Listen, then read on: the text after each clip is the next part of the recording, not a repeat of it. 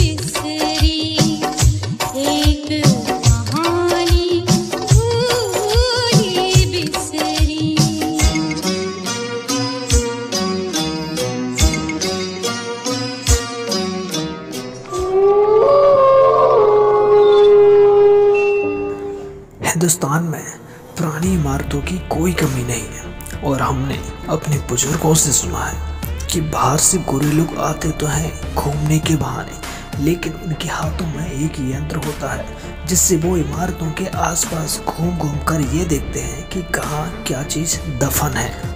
बुजुर्ग लोगों का कहना है कि अंधेरा होते ही वो अपना असली रूप दिखाना शुरू करते हैं। रातों रात हिंदुस्तान से इतना धन लेकर गए हैं जिसकी कोई कल्पना भी नहीं कर सकता। हमने सुना है कि बहुत सी इमारतें ऐसी भी हैं जिनकी हिफाजत खुद राजा महाराजाओं की आत्माएं करती हैं, और एक इमारत ऐसी भी है जिसमें बहुत बड़ा खजाना है, लेकिन उसकी हिफाजत अभी तक सिर्फ एक लड़की की आत्मा करती है।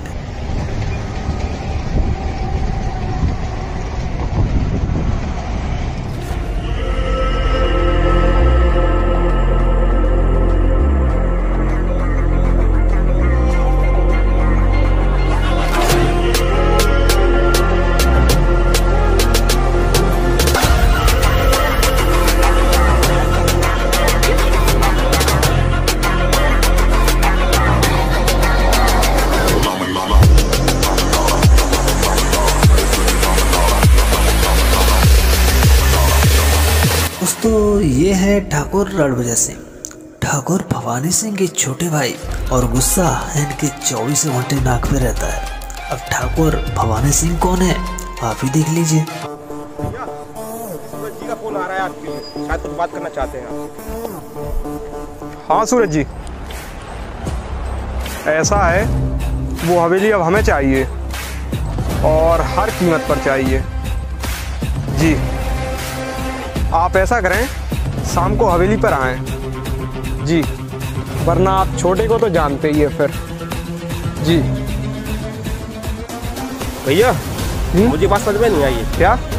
मैं सुना है कि वो हवेली तो भूतिया है शायद, तो आप उसको क्यों खरीदना चाहते हैं? ऐसा कुछ नहीं है छोटे, ये सब बेवकूफ़ी की बातें होती हैं। और रही बात भूतिया की, उसमें ऐसा एक पुराना खजाना दफन है। हम उस महल को तोड़वा कर एक आलीशान होटल बनवाएंगे, जिसके बाद वो होटल भी हमारा होगा और उसमें जो खजाना दफन है वो भी हमारा होगा, ठीक है। और रही भूत प्रेत की बात, तो वो हम आगे चल के सब देख लेंगे, ठीक है छोटे।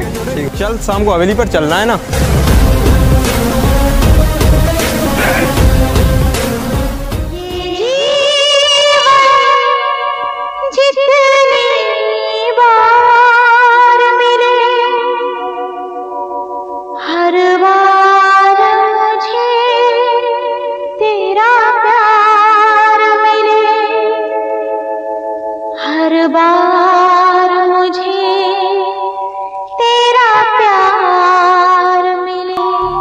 सभी प्रेमी पंछियों की आशिकी की निगहबान रही है ये हवेली? नहीं जी, 4 करोड़ नहीं 5 करोड़ पहुंचा दीजिए तब भी हवेली आपकी नहीं होगी। ठीक है, समय मिला तो शाम को बात करूंगा, शहर से बाहर जा रहा हूँ। दोस्तों ये है मिस्टर सूरज, जो कि इस हवेली के कागजातों पर कुंडली बनाकर बैठे हुए हैं, क्योंकि इन्हें पता है कि हवेली में खजाना है, लेकिन इन्हें ये भी पता है कि हवेली में और क्या है, और इसीलिए वो ये हवेली बेचना चाहते हैं। राजा जी कहिए। सूरज जी, इस हवेली के कागजात के लिए कब भेजूं आदमियों को? कब आप हमारे घर पर कागजात पहुंचा रहे हैं? राजा जी आपके सामने बात की है, 5 करोड़ में मना किया, बाकी आपकी मर्जी। आपकी हवेली, आपने निगाह डाल दी, हवेली आपकी हो गई। देखिए सूरज जी, ऐसा है, ये सारा शहर जानता है जी, जमींदार भवानी सिंह को जो चीज एक बार पसंद आ जाती है वो उसकी हो जाती है। अरे राजा जी, हम जो है व्यापारी आदमी, और आप कैसी बात कर रहे हैं, बात बात पर गर्म हो जाते हैं। हवेली आप देख लीजिए, रेस्टोरेंट बनाना हो, होटल बनाना हो, आपको टूरिस्ट प्लेस बनाना हो, हर तरीके से बिल्कुल लाजवाब हवेली है। आपको जगह ऐसी नहीं मिलेगी। बाकी शहर आपका है, हवेली आपकी है। जिस दिन हमारे पास पेटी पहुंच जाएगी, कागजात आपको मिल जाएंगे। ठीक है सूरज जी, एक नज़र मार लीजिए, हुकुम आइए।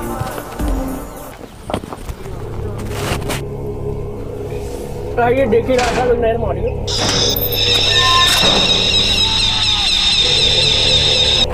ये क्या है ठेकेदार?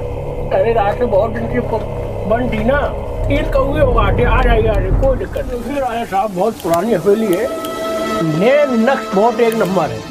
अगर इसमें एक बार काम हो गया तो पूरे शहर का व्यक्ति इस हवेली में आएगा, आपका व्यापार दिन दूना रात चौगुना तरक्की करेगा। बस एक गुजारिश है जी, घंटा 2 घंटा में देख के चला जाए, और मुझे काम हो रही है, निकलना है घर। अरे डरते क्यों हो ठेकेदार? डरने की बात नहीं है, मुझे शाम के टाइम किसी और जगह की रोटी पचते हैं, घर पे ही खाता हूँ। जी जैसा आप लीजिए लीजिए।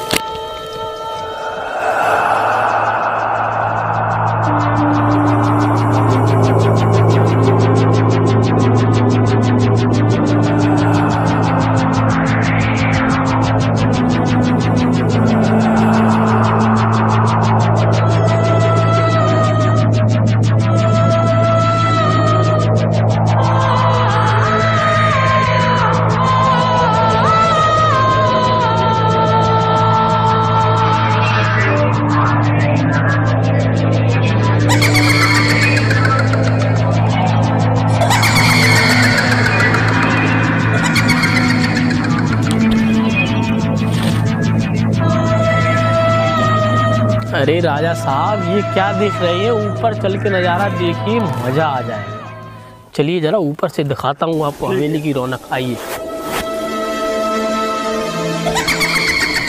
चले आइए इस साइड से। जी।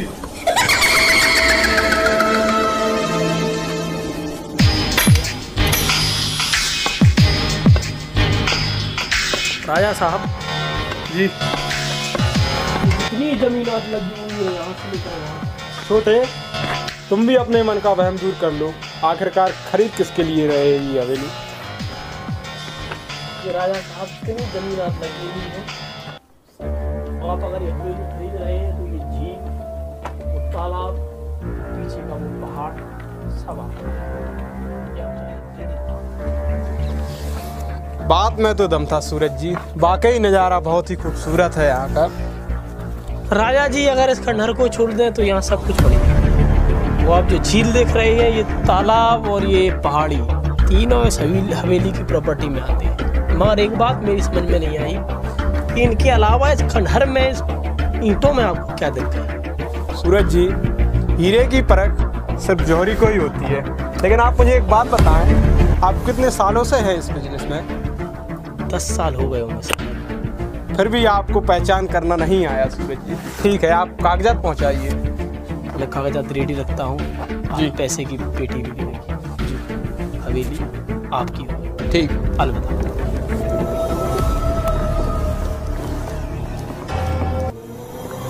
छोटे, हवेली को तोड़वाने की तैयारी करो।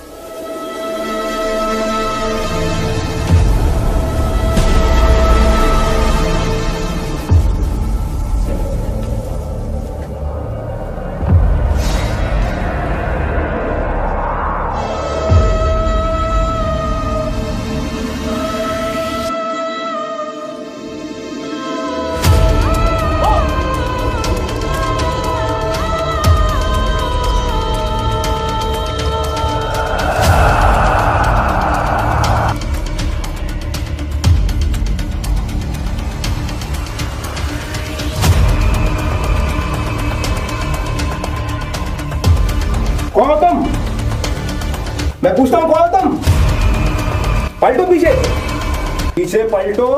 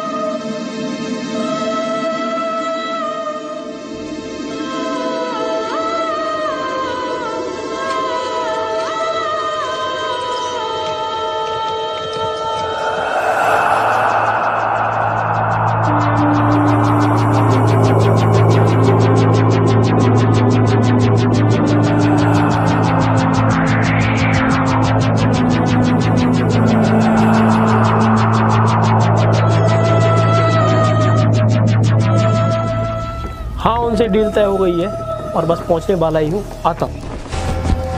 राजा जी कैसे भाग जा रहे हैं जैसे कहीं भूत भूत देख लिया? जी सूरज जी, आप जैसे ही वहाँ से निकले वहाँ का मौसम एकदम बदल गया, मानो वहाँ पर कोई भूतिया साया था। क्या बात कर रहे हैं राजा जी? जी यहाँ कोई आपको साया तो नहीं दिखा? जी, मुझे ऐसा ही लगा वहाँ पर जैसे कोई भूत हो। लगता है वो फिर से जाग गई है। आपने कुछ कहा सूरज जी? हाँ, इस हवेली में पहले एक साया रहा करता था। सुनते हैं आज तक वो शांत था, लेकिन अब शायद वो जाग गया है। कुछ बुरा होने वाला है। चलो यहाँ से चलते हैं। मैं अपनी बंदूक निकाल लेता हूँ ताकि सही सलामत यहाँ से बाहर निकल सके। जी सूरज जी, चलिए।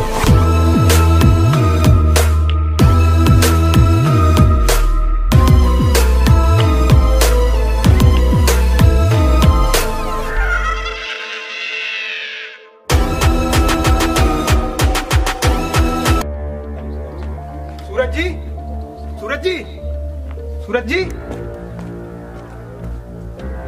सूरज जी, सूरज जी, सूरज जी, सूरज जी। गोली चला दूंगा मैं कह रहा हूँ गोली चला दूंगा कि पीछे चले जाओ। मैं कह रहा हूँ गोली चला दूंगा, मार दूंगा मैं।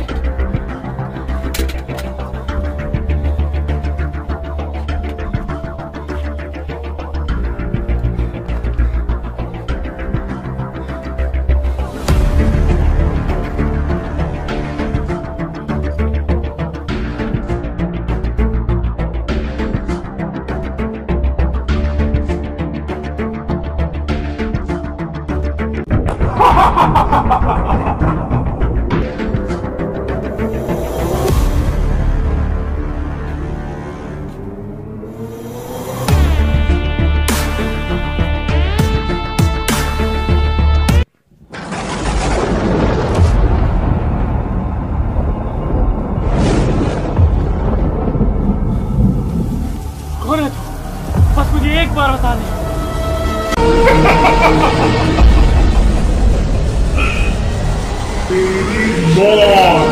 मेरे पीछे क्या पड़ी? मैंने तेरा कुछ नहीं बिगाड़ा, मुझे छोड़ के चली जा।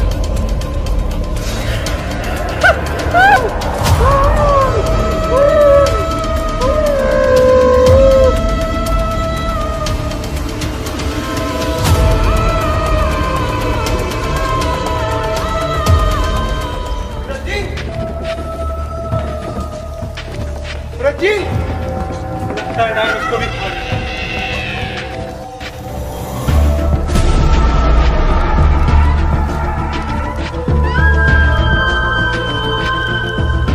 मुझे जाने दो, मुझे नहीं पता था यहाँ क्या है। सूरज जी मुझे लेकर आए, यहाँ आए थे। मुझे पता होता कि तेरा बात यहाँ पर है तो मैं यहाँ पर नहीं आता। मुझे जाने दो। ठीक है, मैं तुम्हें जाने दूंगी, पर मेरी भी एक शर्त है। मुझे तुम्हारी सारी शर्तें मंजूर हैं। ठीक है, तो तुम्हें मेरे लिए आरके का पता लगाना होगा, और जिस दिन भी तुम आरके से मिलो उसे कहना इसे प्रीति ने बुलाया है। ठीक है, मैं लाऊंगा आरके को।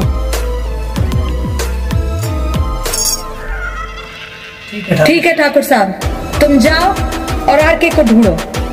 तब तक तुम्हारा ये बाल मेरे पास अमानत की तरह रहे।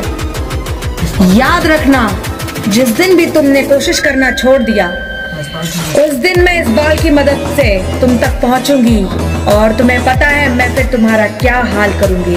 मैं आरके को बिल्कुल ढूंढ निकालूंगा। ध्यान रहे।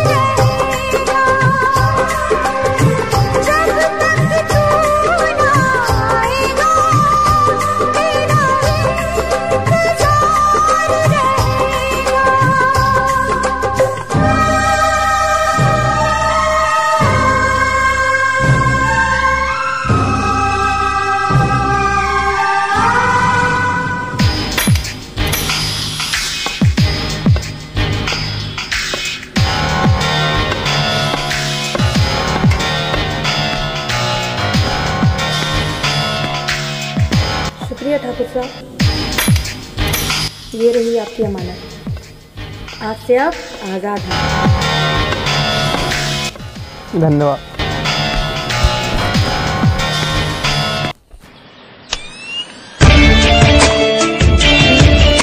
कितना अजीब इत्तेफाक है ना राहुल, आज फिर तुम मेरे सामने हो और मैं तुम्हें चाह के भी गले नहीं लगा सकती।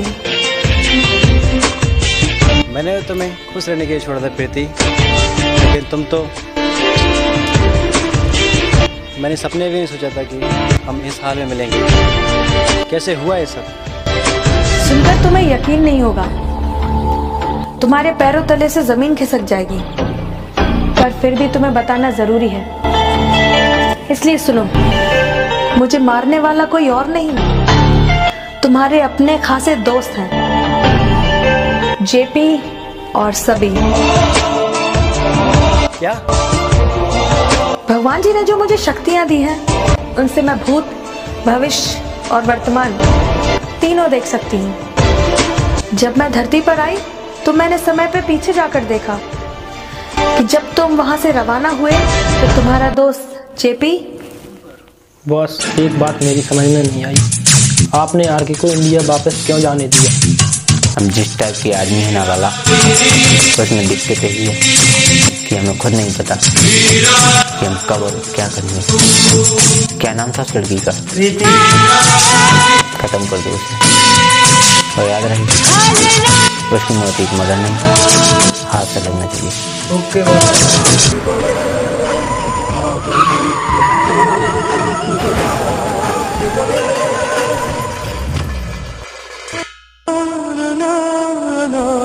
और अब मैं तुम्हारे सामने इस हाल में खड़ी हूँ। अब अगर तुम कहो तो मैं तुम्हारे उन गद्दार दोस्तों को मौत के घाट उतार दूँ, लेकिन अगर तुम चाहोगे कि मैं तुम्हारे दोस्तों को नहीं मारूं, तो मैं उन्हें छोड़ दूंगी और भगवान के आदेश का भी पालन नहीं करूंगी। सजा तो उन्हें मिलेगी, सजा उन्हें मैं खुद दूंगा। और कैसे? वो लोग बहुत ताकतवर लोग। मैं जानती थी तुम्हारा जवाब यही होगा, इसलिए इस बार मैं पूरी तैयारी के साथ आई हूँ। भगवान ने मुझे जो शक्तियाँ दी हैं, उनसे मैं उनका खात्मा कर सकती हूँ, पर मुझे एक शरीर की जरूरत होगी। क्या मैं तुम्हारे शरीर में समा सकती हूँ?